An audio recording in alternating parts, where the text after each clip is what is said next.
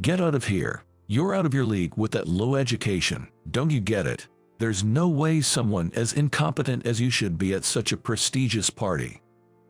My boss John looked down on me with utter contempt, smirking triumphantly. His face was so hideously smug that it left me in disgust. Understood. I'll leave, just as you say. John's laughter echoed throughout the venue. With the laughter that sounded almost like screams behind me, I left the venue. I'm George, a 41-year-old office worker. I have a sister who's 5 years older than me. Our parents passed away in a car accident when I was in high school. Therefore, I've always looked up to my sister, who raised me in their stead. My older sister Emily is a strong woman. She always pulled me along, especially when I was a tearful kid. She would appear out of nowhere to rescue me from bullies, driving them away. Even when our parents were alive, Emily's training methods for me were intense. In our neighborhood, she was known as a reincarnation of a famous historical figure. You appear quiet, so you need to be strong to not get pushed around, she would say. With that, she enrolled me in a wrestling club and trained me daily. I was rigorously trained by my sister, who was like a taskmaster, to the point of feeling nauseous. Because my sister was also in a sports club, she was like a demon when it came to coaching. Thanks to that physical training, I was no longer a target for bullies. This didn't change even after our parents died. Mom and Dad are gone, but we need to be strong. Now, intelligence is also important. Furthermore, my sister would daily insist on studying, and if I looked like I was about to fall asleep, she would nudge my head and scold me. Constantly under pressure, my grades, which were once failing, started improving. I believe it's thanks to my sister that I've been able to lead a stable life. Although I never quite managed to overcome my somewhat timid nature. Rough and rowdy as she might seem, Emily always put me first. She'd give me the best part of our treats, like the part of a snack with more filling, and would make me a late-night snack when I was up studying. It was a subtle kindness, but I greatly respected her for it. Because of her, I managed to get a job at my current company. Work was tough, but nothing compared to my sister's training. Working hard at the company, I achieved a respectable position. And it was my childhood friend Jessica, who always supported me. You really stick with me despite my timidity, I'd say. You're not timid, you're kind, George. Avoiding conflicts and seeking peaceful resolutions is hard. That's where I've always liked you. In that way, Jessica always supported me. She was always there, unable to leave me alone, and now she's my wife, by my side. When we decided to marry, Emily asked, "Are you sure about my scatterbrained brother?" But when alone with Jessica, she'd say with tears in her eyes, "A sister always worries about her brother. Please, take good care of George." When Jessica got pregnant, Emily sent us health products and quit smoking, a habit she loved, for the baby's sake. I still feel cherished by my sister. Now, she's a great aunt to my daughter. We named the baby Sarah, and she's growing up well. She's honest and loves to study. She took college entrance exams because she really wanted to pursue a specific field of study, but due to a high number of applicants, she didn't get into her desired college and is currently taking a gap year. When Sarah didn't pass the exam, she cried but quickly shifted her focus to reapplying. She said she'd work part-time to earn money for her gap year, but moved by her resilience, we decided to financially support her during this time. Thank you, Mom and Dad.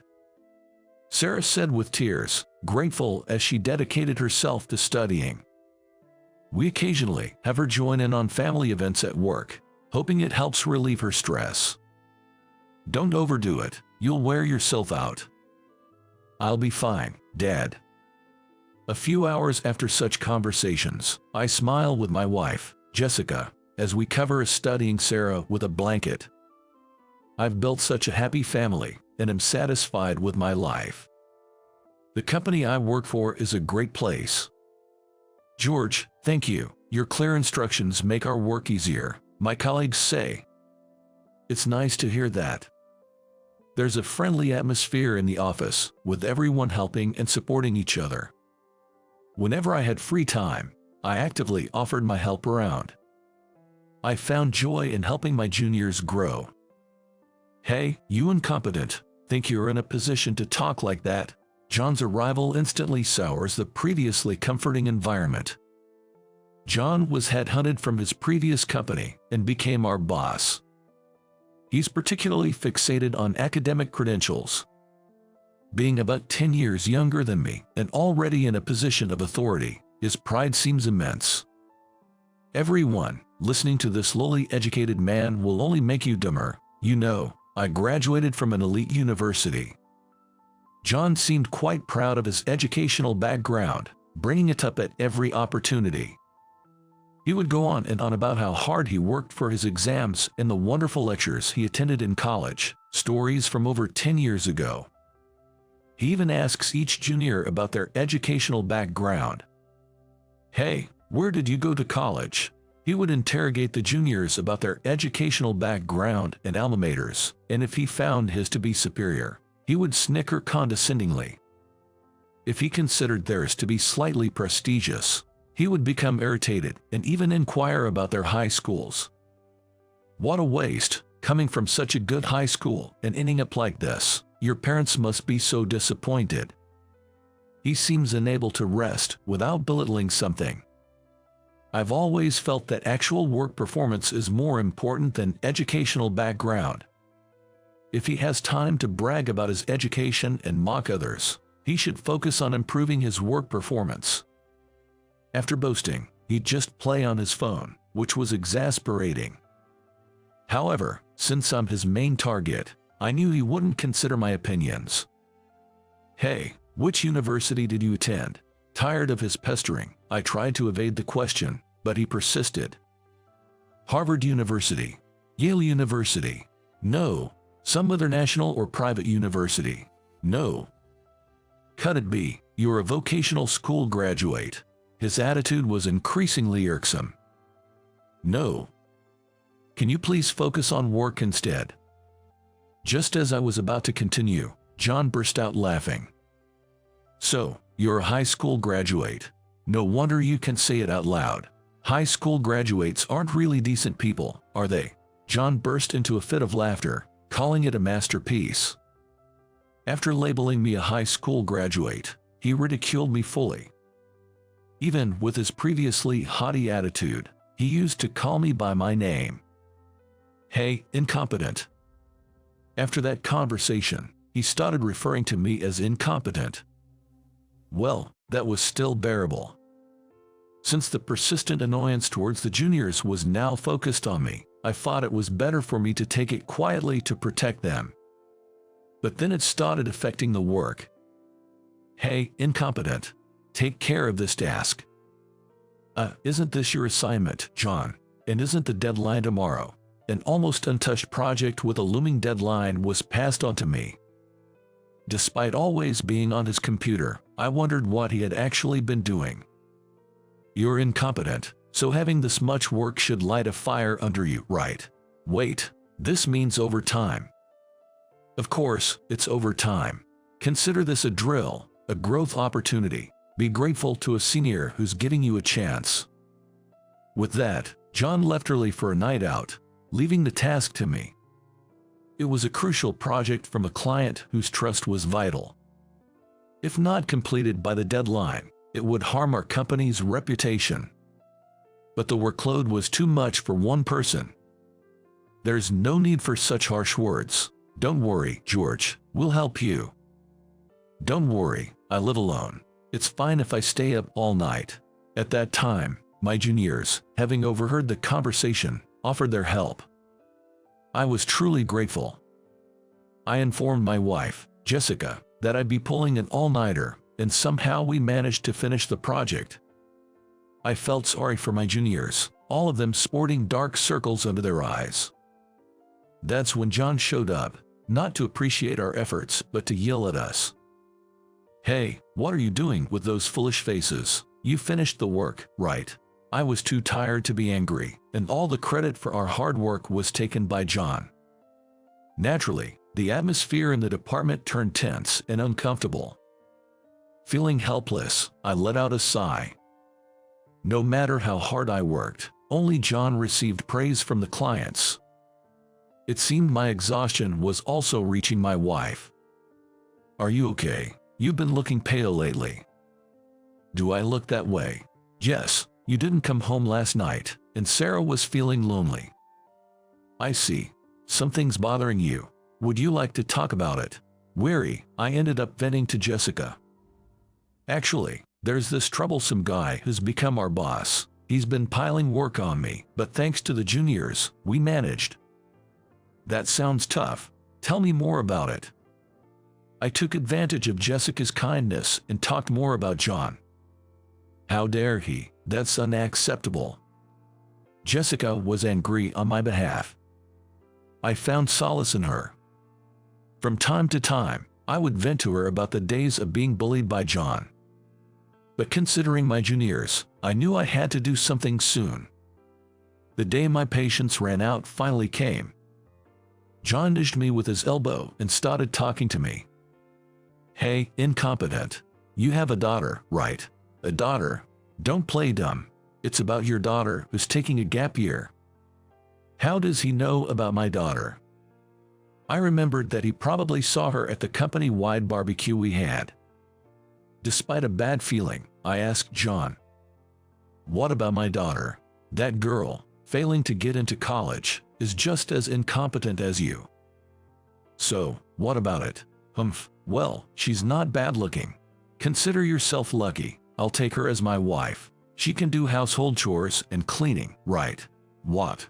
I was in shock as if struck by lightning. Daughters of incompetents like you don't have many suitors. So, this weekend, host a dinner for me and introduce her. Who knows, with the right approach, she might become a good woman. In other words, John was targeting my daughter. There was no way I could allow that. Anger made my fists tremble. If you hand over your daughter, I might talk to my uncle about promoting you. For someone like you, promotion is an honor you've never dreamed of. There's no way that's possible, I argued back, forgetting all formalities. Who would hand over their daughter to a man nearly 20 years older? John seemed surprised that I resisted. Incompetent, and yet you dare defy me. Brave of you. His face turned into a demonic scowl, and he walked away. His hostility towards me intensified after this incident.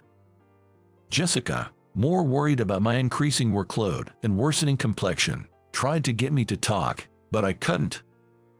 The thought of our daughter being targeted by an older man would hurt both Jessica and Sarah. I couldn't bear the feeling of my own inadequacy.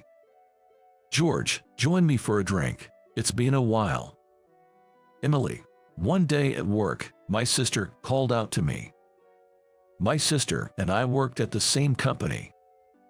Though we were in different departments and positions, occasionally, she would drag me to a drink. Jessica told me a lot. Don't make them worried. Emily saw right through me. Jessica, who admired my sister, often hung out with her. They shared stories about me, even embarrassing ones from when I was a baby. Still, I was glad they got along well. Well, Jessica told you all that. Yeah, there's a bad apple at work, isn't there? My sister pressed me why I hadn't confided in her sooner. Talking to Jessica made things easier. I know you're worried, but really, well, we'll get back to that. You're still hiding something, aren't you? I flinched. I could never keep secrets from my sister. She always saw through my attempts and forcefully made me spill the beans.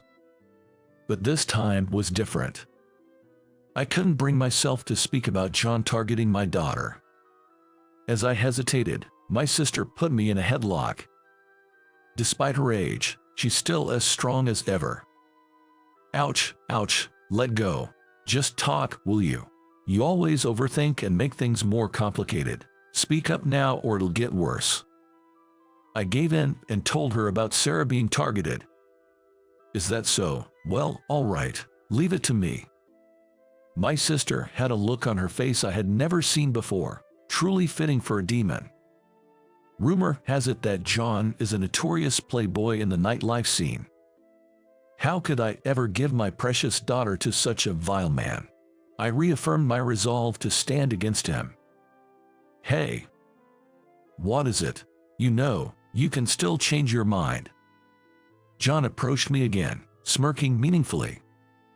As I've said many times, I refuse. Is he that desperate for my daughter? Then, can't be helped. Maybe I should take your wife instead. What? Your wife would prefer an elite on the fast track like me over a futureless high school grad like you. How far will John go to mock me? Please stop the insults. You say something. Incompetent words don't reach my ears. Once I get your wife, maybe your daughter too. Hee hee hee. Seeing his vile, contemptuous face, I was overwhelmed with anger. Without thinking, I grabbed John. Don't you dare insult my family anymore. A junior who happened to pass by held me back. What, you low-educated incompetent, defying a high-educated superior. Remember this, you no longer have a place here. John left with those parting words. George, I understand how you feel. I would feel the same if someone said that to me, but he's not worth your trouble. I was admonished by the junior and regretted my impulsive actions. After that, I endured days of John's intensified harassment and nastiness. A few days later, we received news that the current president of the company was retiring and a new president would be appointed. A party was to be held for the inauguration. I'm attending the party too. Got my invitation first, me. John was unusually talkative. The new president's name was to be revealed at the party as a surprise. With my education, I'm sure to be a favorite of the new president. Once I'm in his good graces, some incompetent will be fired for sure. Poor thing, over 40 years old. John sat back in his chair, pleased with himself. Technically, all employees were invited, but I kept quiet to avoid further comments. John spoke to me. Oh, right. You better come to the event. Yes, I understand. His response was a smirk. He was definitely plotting something. On the day of the party, I had to arrive at the venue early due to some circumstances. What? No seat? I tried to confirm my seat with the hotel staff, but the response was there isn't one. As I expressed my confusion aloud, I heard laughter from behind. It was John. What a stupid look. He pointed and laughed at me. You don't have a seat. Why not? I took care of your seat. It's inappropriate for a low-educated person to be here. It's only a matter of time before you lose your real seat in the company. Such childish behavior is unimaginable for an adult in a professional setting. Was he really this thoughtless? I was shaken by John's childishness. No, I've been invited too. That's what I'm saying. There's no seat for an incompetent. Don't dirty the celebration of the new president. I frowned at John's vulgar language even in such a formal setting. Unless you're finally willing to introduce your daughter to me, I might consider it. I thought, really, but after seeing the person behind John, I decided to comply with his words. I refuse about my daughter. I'll be leaving then. What? John looked surprised at my straightforward retreat. However, his expression quickly turned triumphant. Staying any longer wouldn't change John's mind. Tired of it all, I relaxed with a coffee in my room. But it was just a little longer to endure. Right, about now, clueless John will be getting his comeuppance. As I leisurely sipped my coffee, I received a call from John on my phone. I smiled and answered the call. John's panicked voice came through. Hey, what's this about? Come back here. What are you doing? His voice, filled with panic and the angry shouts leaking from the speaker, made me laugh. You didn't expect me to be the new president announced today, did you? Yes, the new president to be introduced at the party was me. The person who was watching me from behind John was my sister. John must not have noticed her at the time. Unfortunately for you, I am the new president who was to be announced at today's party.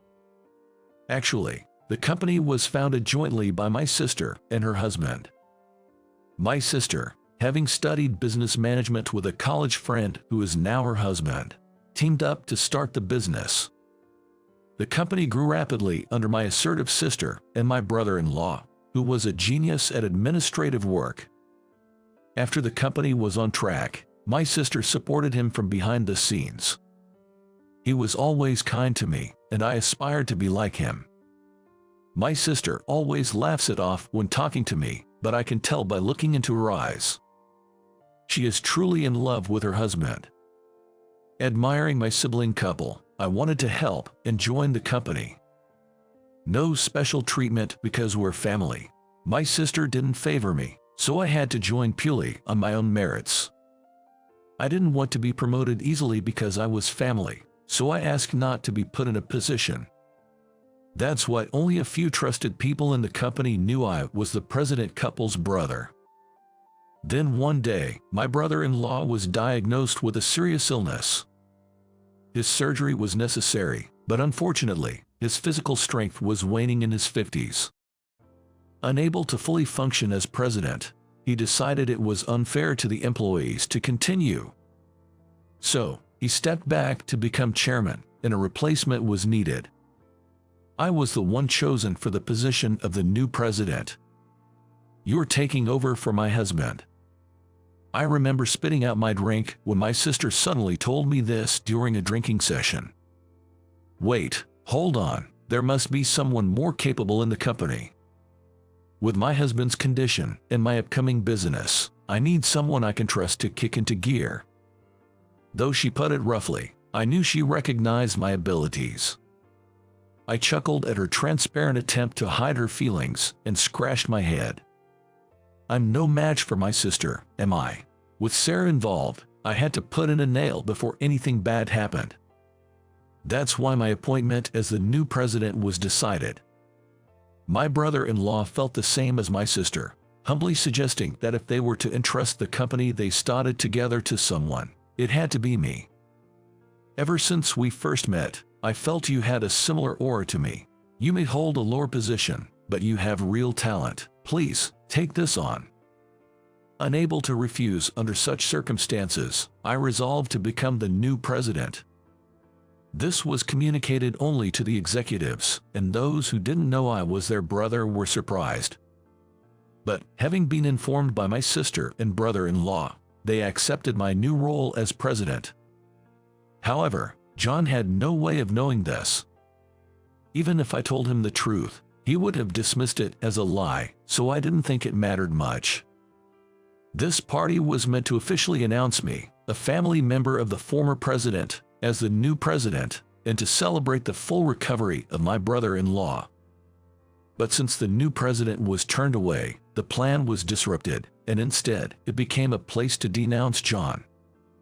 Especially as my brother-in-law, who was just recovering from illness, was not fully aware of the situation and became even angrier. While on the phone with John, I opened my messaging app and saw a text from my sister, "Come back immediately." I got up and left the room. I had booked a hotel near the company, so I ordered room service coffee in my room. Therefore, I was able to return to the venue immediately. I had to go right away, or else not only John, but also I might be reprimanded. Sorry to keep you waiting. As I entered the venue, everyone's eyes were on me. It was my first time receiving so much attention. Somewhat nervously, I headed towards my sister. "Phew, you're here, so what about this fool?" There were my sister, smiling frighteningly, and my brother-in-law, with an angry expression. John was trembling like a frightened deer. "Wait, this is a joke, right? Someone incompetent like George can't be the new president. What are you saying? He's our brother." But he is. How dare you refer to the new president like that? My brother-in-law's angry shouts echoed through the venue. Despite having been ill just a while ago, his anger was impressive. That's when John finally apologized to me. I'm sorry. His apology might have been due to his confusion, but it didn't seem sincere. Above all, his eyes remained glaring at me. No need for apologies. I have no intention of forgiving you. Without looking at John, who was offering an apology, I responded and then smiled at my sister and her husband. Sorry, guys. Don't worry about it. As the new president, you need to establish authority. So, President, what will you do with John? It seemed my sister and brother-in-law were giving me a chance to say something to John before they made their decision. I nodded with a smile and turned to John. John, I have a lot to say to you. Of course, I was angry about being called an incompetent with low education. I paused for a moment before continuing. But what angers me most is your attempt to involve my daughter. At this, the room buzzed, and everyone looked at John with disdain. Many attendees had daughters of their own age, so they likely understood my feelings. John's face turned pale as he looked around frantically. No, it's not like that, I mean. So, what do you mean? I heard you said you'd train her into a good woman. No, it's impossible for a man in his late 30s like you to get my lovely niece. John stammered as my sister confronted him. Oh, and George isn't a high school graduate. What? That's right. We should clear that up too. Yes, contrary to what John had been insulting me with, I'm not a high school graduate. I did go to high school here, but for college, I went abroad. Abroad? But you said you weren't a college graduate. That was just your misunderstanding. You were harping on about some universities, but I didn't think telling you the truth would make any difference. You could have easily found out about my brother's background with a little research. How careless. John's eyes widened at my words. My sisters thought it was important for me to study business abroad, so they sent me to an overseas university right after high school. Well, I don't boast about my education like someone I know. That's impossible, you being uneducated. Really, you just don't get it. Didn't you want to know I wasn't uneducated? At my question, John bit his lip. Then, my brother-in-law stepped forward. We will consider this matter thoroughly. Don't expect to work as you have been until now. At his words, John's shoulders slumped. Then, George, as the new president, could you give a speech? Of course. I gave my speech as the new president in front of everyone and left. Opening the door at home, my beloved wife and daughter were waiting. Welcome back. Congratulations on becoming president. Dad, I'm glad you worked so hard. Thank you. I had a lot of delicious food at the party, but nothing beats my wife's home cooking and the beer poured by my daughter. Feeling happy, I remembered the past. I started having special feelings for Jessica during high school. I was struggling with the prospect of exams. I aspired to study economics and management, admiring my sister and brother-in-law. You should do what you love.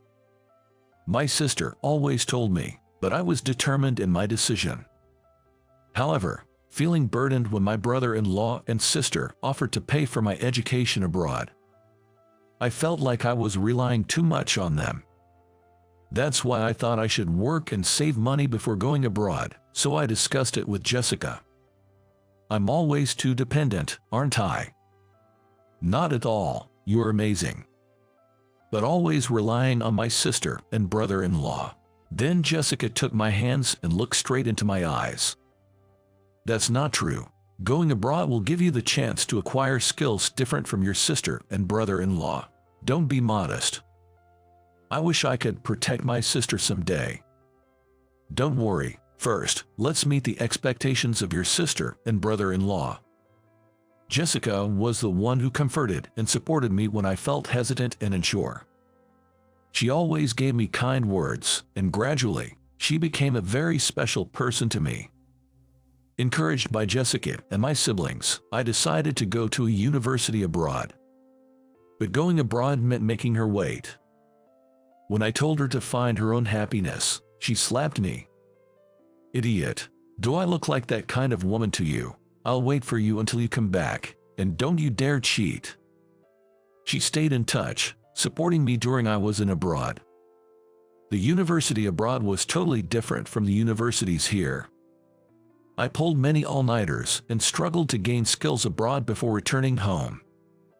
Welcome back. Those were Jessica's words when I proposed to her, and we happily got married. Then she gave birth to our daughter, Sarah. Thank you, Jessica. For what? Suddenly. For talking to my sister. It helped me get back at him. So, of course, I can't tolerate anyone hurting you and our daughter. Jessica said with a smile. After the party, I decided to tell Jessica and Sarah about the ordeal since I had worried them. That old man was after me. Yo, gross. I can't believe it. You got him good. They were both shaking with anger. But Dad, you still protected me even though it put you in a bad spot, right? Thank you. Sarah thanked me. I may be the new president, but my brother-in-law still has more authority due to handover work. When I went to the department where I had worked, John wasn't there. It seemed John really wasn't capable at his job.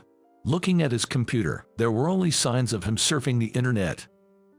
Above all, I was appalled to find that he had been reading pirated comics.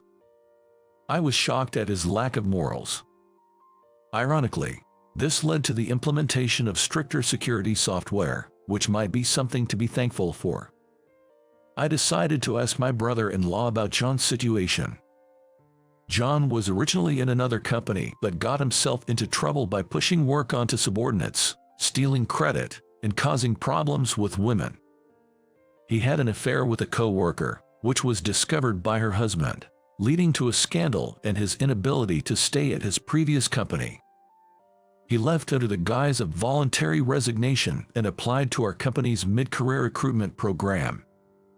My brother-in-law usually attends interviews but was absent due to illness at that time, so John's past wasn't fully vetted. Because of this, it seems the information about John wasn't properly communicated. An excellent man like me would naturally be headhunted by this company. I came here on my own accord, even though the former president tried to retain me. John boasted like that, but it was all lies, which was a letdown to learn. When my brother-in-law inquired about John's previous company, almost only negative things came up. They said, him being good is just absurd. Frankly, we were overjoyed when he left. It's rare for someone to be spoken about in such terms. In the end, my brother-in-law didn't immediately fire John but decided to transfer him to a branch office. That meant he was now under my sister's jurisdiction, but the place John was assigned to was filled with highly educated people. John, with his so-called high education, couldn't get by there and, having always pushed his work onto others, lacked experience, and was constantly getting criticized. Hey, John is not coming anymore. Hooray! Seeing the juniors cheering made me realize how much trouble I had caused them. However, it was only a matter of time before John would resign. I am highly educated. Even with his boasting, his new assignment was meaningless. So what? In that sense, I graduated from a top university. I studied in abroad. I don't boast about it, but can you please get to work? I'm your supervisor who you look down on as just a high school graduate. But in this company, if you work hard and gain experience, you are valued. Education doesn't matter here. Days of getting such responses and the news about him targeting my daughter leaking out made it unbearable for him. If colleagues and superiors didn't work out, he started hitting on women with lower education than him. Hey, if you date me, I'll help you with your work. Just be nice to me. The day he made such an advance, he was immediately called out by everyone. What? That's not okay in this day and age. I'll sue you. Also, it's creepy for an older man like you to ask me out. John faced angry reactions every time he tried to approach the female employees. Eventually cornered, John started missing work without notice, and finally, a resignation letter was mailed to the branch office.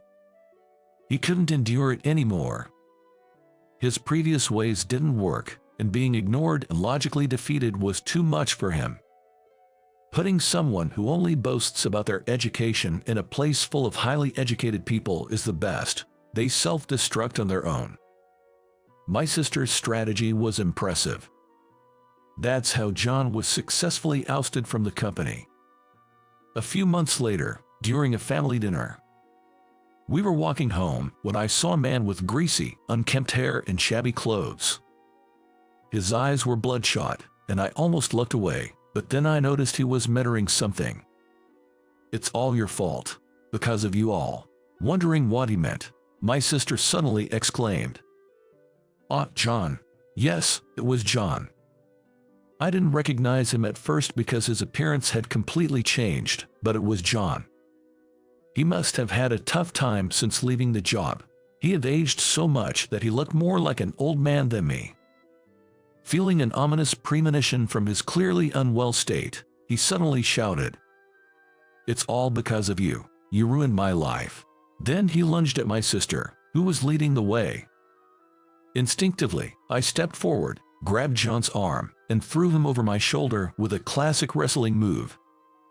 It was a moment where the skills my sister had drilled into me came in handy. As I looked down, John was writhing in pain and unconscious. I was glad to have protected my family, but using my skills on a civilian could hurt them a lot, so I was sweating internally. The police were called later, but my sister and witnesses explained the situation, and it was deemed self-defense against a grudge. "You did well. Thank you." I felt relieved and confident that I could protect my sister and her family. Jessica was worried about me, but Sarah was excited, cheering, "Good job, Dad." Upon checking with the police later, it turned out that John had caused other problems as well, leading to him receiving a prison sentence. To prevent anything like that from happening again, I moved to a more secure house. With hard work and sweat, Sarah got accepted into a university. Indeed, it was a tough path due to the university being at the forefront, but I'm truly glad that my daughter's efforts were rewarded. While embracing my weeping daughter, we all rejoiced. Then, Sarah was set to leave home for university. We will miss Sarah.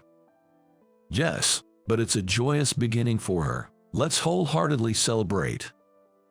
That's true. Though it felt lonely to have one less light in the house, we sent off Sarah, who was waving from the train with a radiant smile. Now, I must firmly take on my role as the new president. I am grateful to my strict sister, my kind brother-in-law, Jessica, who supports me wholeheartedly, and my daughter Sarah, more precious than life itself. I am reminded to be thankful for all the people who have supported me and made me who I am today.